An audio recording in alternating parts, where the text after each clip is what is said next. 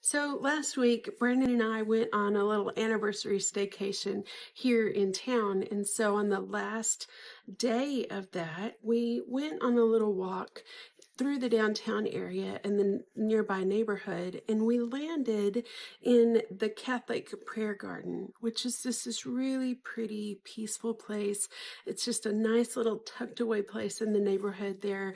And it was a really special way to kind of finish out the time that we'd had away and kind of pray through where we felt like God was leading us for the coming year. It was our 31st anniversary, but it's also the midst of a big transition for me where leaving a job that I've been in for 7 years and kind of stepping into a big unknown, not quite sure what God's doing in the season ahead. And before we went on this vacation, God showed me that our anniversary was landing in the midst of Rosh Hashanah. Rosh Hashanah is the Jewish New Year. We celebrate our New Year in January, but the Jewish people celebrate this time of year. And so it felt especially meaningful because not only was this our anniversary and we're stepping into another year of marriage, but it's also this big transitional season for me and something new is coming. And so it just felt really significant. And because God highlighted that to me, I really wanted to lean in.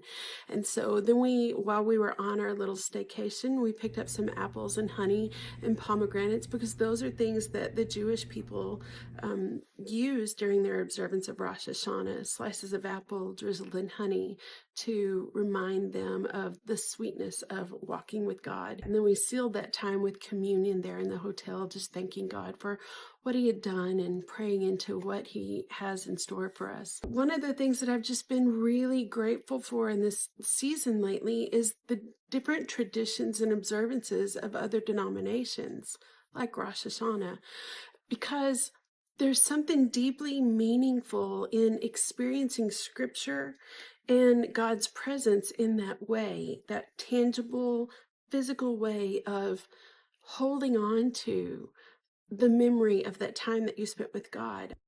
Because sometimes the simplest things, the smallest symbols or gestures like apples with drizzled honey or walking into a prayer garden with Catholic stations and all of those different types of things, sometimes those are the very things that God speaks to us through, partially because we have stepped into and put action to the word and his presence, but also sometimes because we're stepping out of our ordinary and we're encountering him in different ways. And so that's my encouragement for you today is look for different ways to engage with God.